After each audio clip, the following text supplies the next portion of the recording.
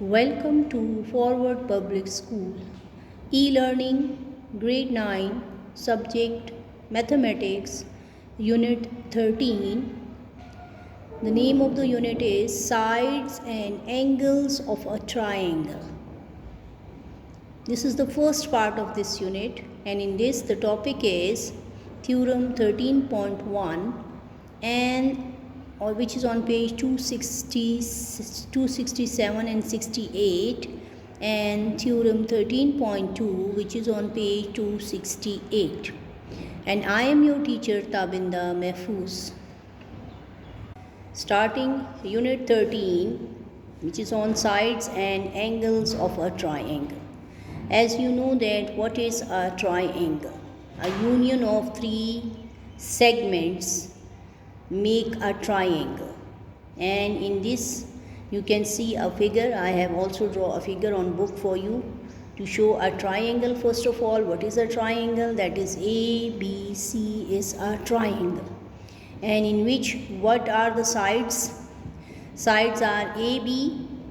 This is first side AB, first segment, then BC, second side, and CA, three sides. And angles, what about the angles? So angles, as we have marked with an arc in a triangle, usually marked by an arc in a triangle, and that is angle A with vertex A, and angle B with vertex at B, and angle C with vertex at C. Okay, so these are the three angles and sides of a triangle. This is the meaning of, or the words used in this name. I have explained you these meanings. ठीक है, which are, इससे आपको बेटा sides का और angles का पता चल गया है कि triangle में यही दो elements होते हैं, टोटल तो 6 elements होते हैं, मगर उसमें 3 sides होती हैं और 3 angles होते हैं.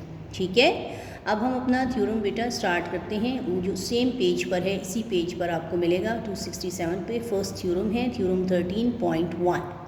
तो जिस तरह से तमाम थ्योरम्स में हमने सबसे पहले बेटा आपको स्टेटमेंट के बारे में रीड कर रही हूँ मैं स्टेटमेंट, और इसी को आपको समझाऊंगी. उसके बाद फिर आप उन्हीं स्टेप्स पे थ्योरम, जैसे कि आप प्रीवियस यूनिट में कर चुके हैं, उन्हीं स्टेप्स पे हम अब इस थ्योरम को भी प्रूव करेंगे. ठीक है, तो सबसे पहले बेटा स्टेटमेंट. अब स्टेटमेंट में क्या है? If two sides of a triangle are unequal in length. If two sides of a triangle are unequal in length, यानी टू साइड्स जो हैं ट्राइंगल की अनइक्वल हैं लेंथ में. ठीक है, they are not equal in measure. Then the longer side has an angle of greater measure opposite to it. तो यानी जो लॉन्गर साइड होगी इन दो साइड्स में जो आप अनइक्वल ले रहे हैं, तो ज़ाहिर बात है एक साइड को छोटा लेंगे, एक को बड़ा लेंगे. तो जो लॉन्गर साइड होगी उसका ऑपोजिट एंगल भी ग्रेटर इन मेजर होगा ऑपोजिट टू इट, यानी उसके ऑपोजिट साइड पे जो एंगल होगा वो भी ग्रेटर होगा in measure as compared to the smaller side and the opposite angle of the smaller side. ठीक है बेटा, ये इस स्टेटमेंट का मतलब है कि अगर हमें एक ट्राइंगल में दो साइड्स को अनइक्वल लेना है, अनइक्वल का मतलब होता है कि एक साइड जो है वो बड़ी होनी चाहिए, एक छोटी होनी चाहिए. बराबर नहीं ले सकते आप, अनइक्वल लेना. ठीक है, इक्वल नहीं लेना. तो फिर उस सूरत में जो लॉन्गर साइड है या जो साइड आपने बड़ी ली है, उसका जो ऑपोजिट एंगल होगा वो भी ग्रेटर होगा in major. Then the smaller side which is smaller and its opposite angle is also smaller in measure. ठीक है, तो अब आप देखें बेटा, यहाँ पर आप देखें, ये अब आपको एक ट्राइंगल की डायग्राम सबसे पहले बनानी है, इसमें फ़िगर बनानी है. फिगर में आपने ABC ट्राइंगल, लेकिन चूँकि टू साइड्स को आपने अनइक्वल दिखाना है तो ये स्केलिन की शेप में आपके पास एक ट्राइंगल बनेगा. तो आपने देखें AC और BC they are unequal in measure. आपको दिखाई भी दे रहे हैं और आपने ड्राइंग में भी इसी तरह से बताना है कि एक साइड को छोटा रखना है और एक को उससे बड़ा रखना है. और फिर थर्ड साइड तो इनकी जॉइनिंग से आपको मिल जाएगी, ठीक है। सो AC is smaller than BC, और आप ये भी कह सकते हैं BC, चूँकि लॉन्गर साइड का जिक्र कर रहे हैं तो BC is longer then AC। BC जो है वो इस ट्राइंगल में लॉन्गर है, बड़ी है AC से, ठीक है। तो ये आपको गिवन है, और अब आपने ट्राइंगल में सिर्फ ये बात गिवन में लिखनी है। ट्राइंगल ABC आपने ड्राइंग में जैसे शो किया है, ऐसे आपने यहाँ पे भी मेंशन करना है। गिवन में आपको ट्राइंगल गिवन है विद 2 अनइक्वल साइड्स किस तरह से हैं, measure of BC is greater then measure of AC। BC जो है वो बड़ी है AC से। और टू प्रूव में फिर आपने क्या बोलना है, टू प्रूव में आप देखिए BC के ऑपोजिट अगर आप एंगल देखें BC, तो इसके ऑपोजिट एंगल है एंगल CAB, क्योंकि इस पर कुछ हमने कंस्ट्रक्शन भी करनी है, दैट्स वाई हम इसको पूरे नेम से 3 लेटर्स से हम लिखते हैं, दैट इज़ एंगल CAB। ये आपका पूरा एंगल जो है, इसकी बात करें, angle CAB is also greater than angle B। Angle B से जब आप इसे कंपेयर करेंगे तो CAB जो है वो बड़ा है B से। क्यों? कि आपने BC साइड को ग्रेटर लिया है तो उसकी ऑपोजिट एंगल भी ग्रेटर होगा, और AC साइड चूँकि छोटी है तो उसका ऑपोजिट एंगल भी स्मॉलर होगा, ठीक है। तो इस तरह से ये आपके पास ये आपने प्रूफ करना है। अब इसके लिए जो कंस्ट्रक्शन करनी पड़ती है बेटा आपको, वो ये है कि सबसे पहले तो अनइक्वल वाली बात जो है वो हम थोड़ी देर के लिए इस फिगर में हम अनइक्वल को थोड़ी देर के लिए ख़त्म कर देते हैं, या उसको हम इक्वल ले लेते हैं। साइड्स को इक्वल लेंगे तो फिर ये अनइक्वल नहीं रहेगा। तो आप इस ट्राइंगल में कंस्ट्रक्शन कैसे करेंगे, सबसे पहले take a point D on that side, longer side पे आप D पॉइंट को मार्क करें, ठीक है, on that side, so that CD is now congruent to CA। अब पहले तो CB is greater than CA था, अब हम कहेंगे CD, चूँकि D पॉइंट हमने मार्क किया on that side, so that the length of CD is now equals to the length of CA। तो ये CD on point C on a side, ये पॉइंट का वर्ड आप काट दें बेटा। Take a point D on CB side पर आप D पॉइंट लें, ऑन अ पॉइंट काट दें, on point CB such that CD is now congruent to CA. CD is congruent to C and join D to A. आपने D को A से join करना है, ज्वाइन D to A। तो ये बेटा आपको एक ट्राइंगल मिलेगा जिसमें 2 साइड्स जो हैं now equal, CA is equals to CD, ठीक है। अब हम इसके बाद आगे इसका प्रूफ देखते हैं। नेक्स्ट पेज पर है, आप पेज टर्न करें बेटा, इसी तरह से आप बुक पेज टर्न करें, और अब आपको इसका जो है प्रूफ भी नेक्स्ट पेज पे आपको मिलेगा। दिस इज़ पेज 268, और इस पर अब आपको ये प्रूफ नज़र आ रहा है। अब आप ये देख सकते हैं, ठीक है बेटा। सबसे पहले तो आपने इसको इन ड्राइंग में आपके लिए बना रही हूँ, इस साइड पे आप देखें ये इन ड्राइंग आपको मिल रहा है। अब बेटा जिन थ्योरम्स में भी आपके डायग्राम या फिगर आपके प्रीवियस पेज पर रह गई है तो फिर मैं उसको आपके नेक्स्ट पेज पर इसी तरह से बना रही हूँ। अब आपके लिए बेटा आप भी इन ड्राइंग पेंसिल से बना लें ताकि आपको इस थ्योरम के प्रूफ की क्लियर हो जाए। फिर आप बेशक आप पेपर में उसमें एक दफ़ा ही सेकंड स्टेप पर उसको ड्रॉ करेंगे, ठीक है। ये आपके बेहतर अंडरस्टैंडिंग के लिए for the better understanding of this theorem and specially the proof of this theorem which is very important part of the theorem, that's why I have to draw this figure on the next page also, ठीक है। Otherwise you will have to draw it only one time after statement in the theorem, ठीक है। ये मैंने आपको बता दिया बेटा। अब आप देखें, अब हम देखें बेटा इस ट्राइंगल में, जैसे कि मैंने आपको पिछले स्टार्ट में बता दिया है, पिछले पेज पे भी आपको डायग्राम के थ्रू समझा दिया। यही डायग्राम अब मैंने आपके लिए फिगर यहाँ पे भी ड्रॉ की है। तो अब आप देखिए बेटा, सबसे पहले अब आप देखिए, तो चूँकि कंस्ट्रक्शन में हमने एक और कंस्ट्रक्शन में ट्राइंगल कंस्ट्रक्ट किया है इन ट्राइंगल ADC। अब ये देखिए ना बेटा, ये डी और सी, इसमें आपके पास टू साइड्स कॉन्ग्रेंट हैं। ये आपकी टू साइड्स चूँकि हमने इक्वल ली हैं, A C is congruent to B, A C is congruent to D C, so therefore angle 1 is also congruent to angle 2. When two sides are congruent, then opposite angles are also congruent. तो देखिए CA is congruent to CD construction, so therefore angle 1 is congruent to angle 2. Angles opposite to the congruent side of triangle ADC. ये first condition आपको समझ आ गई. Now but angle 2 is greater than angle B. अच्छा बेटा, अब आप देखिए angle 2 को अगर आप देखें ना, इस वक्त एंगल 2 जिस जगह पर आपको नज़र आ रहा है, जिस वर्टेक्स से एंगल 2 आ रहा है, और ये आप एंगल B से अगर आप इसको कंपेयर करें तो देखिए बेटा इस ट्राइंगल में ना ABD का ये एक साइड एक्सटेंड करने से जब एंगल बनता है इस ट्राइंगल की, ये देखिए आपको नीचे जो ट्राइंगल आपके पास रह गया है, ठीक है, ये आफ्टर कंस्ट्रक्शन ये जो ट्राइंगल आपको मिलता है ADB, इसका DB साइड एक्सटेंड की जाए ना तो बेटा ये वाला एंगल 2 आ रहा है. तो हमेशा जो एक्सटीरियर एंगल होता है वो ग्रेटर होता है देन इंटीरियर एंगल और नॉन एडजेसेंट एंगल की, मतलब नॉन एडजेसेंट इंटीरियर एंगल से वो ग्रेटर होता है. एडजेसेंट और नॉन एडजेसेंट का बात ये होती है बेटा कि सेम उसी आर्म से अगर अंदर की तरफ आप एंगल ले रही हैं तो वो तो इंटीरियर एडजेसेंट है, मगर हम बता रहे हैं आपको बेटा कि एंगल 3 जो है वो इंटीरियर नॉन एडजेसेंट एंगल से हमेशा बड़ा होता है एक्सटीरियर एंगल. तो एक्सटीरियर एंगल आपका 2 है, और ये जो इंटीरियर नॉन एडजेसेंट एंगल है वो एंगल B है. So therefore angle 2 is greater than angle B, exterior angle of a triangle ABD triangle जो है उसमें ये एक्सटीरियर एंगल है. तो एंगल 2 एंगल B से बड़ा है क्योंकि वो उसके बाहर आर्म्स को एक्सटेंड करने से बनता है.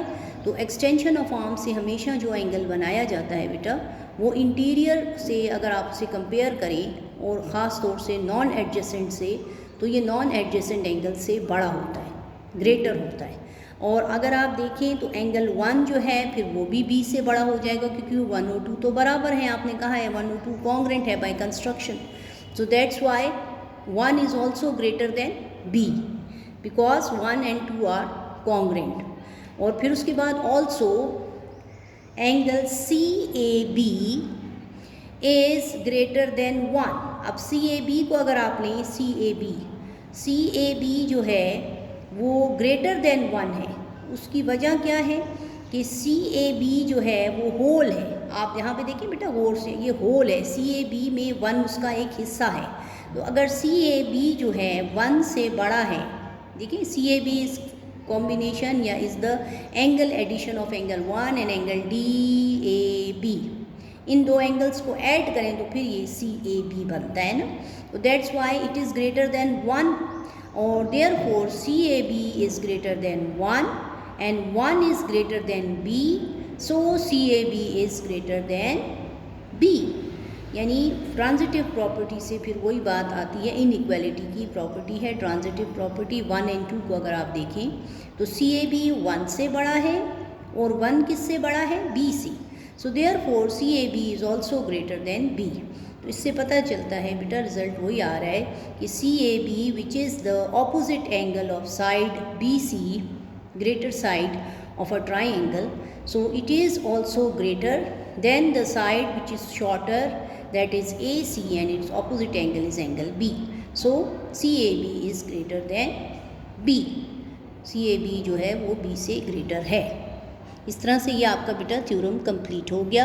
आप दोबारा इस थ्योरम को बार बार देखें बेटा और इसकी प्रैक्टिस करें और इसको अच्छे तरीके से समझने की कोशिश करें. ठीक है जी. चलेंगे अब हम बेटा आपको थ्योरम 13.2 जो कि उसी सेम पेज पर जिस पे 13.1 एंड हुआ है उसी पेज पर आपको पूरा कंप्लीट मिल रहा है. तो मैं आपको इस थ्योरम को भी अब आपको एक्सप्लेन कर रही हूँ. देखिए बेटा इसमें भी उसी तरह से स्टेटमेंट है और चूँकि ये 13.1 का कन्वर्स है.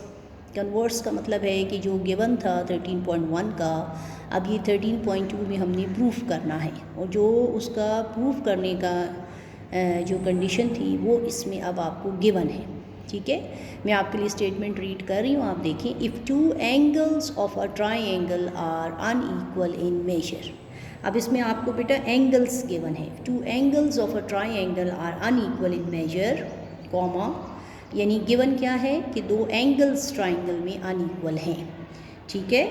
The side opposite the greater angle is longer than the side opposite to the smaller angle. तो अब साइड ऑपोजिट जो होगी ग्रेटर एंगल की, वो जो है वो लॉन्गर होगी, यानी कि बड़ी होगी, लेंथ में ज़्यादा होगी, and then the side opposite to the smaller angle. तो अब देखिए बेटा, इसमें आपको एक ट्राइंगल ऐसे लेना है जिसमें कि आपको एक एंगल को थोड़ा बड़ा वर्टेक्स या खुले वर्टेक्स से बनाना है, ठीक है। आप विद मेजरमेंट बनाने की ज़रूरत नहीं, बस आपका शो हो रहा हो तो आप जनरल फॉर्म में भी ट्राइंगल बना सकते हैं बेटा, किसी भी कंडीशन से आप बना सकते हैं। बस ख्याल ये रखें कि ये वर्टेक्स थोड़ा सा आपका बड़ा होना चाहिए, खुला होना चाहिए, इसकी मेजरमेंट थोड़ी ज़्यादा लगनी चाहिए। आर्क से अंदाज़ा होता है, और इसमें जब आप आर्क ड्रॉ करते हैं तो ये आर्क की लेंथ थोड़ी कम लग रही है, इसका मतलब है कि ये ग्रेटर एंगल है और ये स्मॉलर एंगल है, तो ये दो अनइक्वल एंगल है।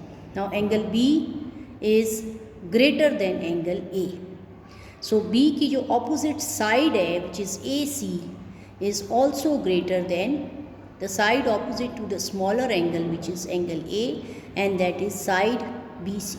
अब ये आपको प्रूव करना है। देखिए, हम लास्ट टाइम हमें अनइक्वल साइड्स गिवन थी और हमने अनइक्वल एंगल्स को, यानी ग्रेटर एंगल और स्मॉलर एंगल को शो करना था। अब इस वक्त आपको एंगल्स गिवन है कि एंगल्स आर अनइक्वल, तो आपने प्रूव ये करना है कि ऑपोजिट साइड्स जो हैं फिर उसी तरह से अकॉर्डिंग टू द एंगल्स फिर वो भी उसी तरह से बड़े और छोटे होंगे, साइड्स भी उसी तरह बड़ी और छोटी होंगी, ठीक है। तो आपको सबसे पहले स्टेटमेंट में एक बार फिर रीड कर रही है। Two angles of a triangle are unequal in measure, the side opposite the greater angle is longer than the side opposite to the smaller angle. Now given क्या है, in triangle, first of all triangle बनाया ABC, in which measure of angle B is greater than angle A. measure of angle B जो है वो A से greater है, angle B जो है वो angle A से बड़ा है, ठीक है।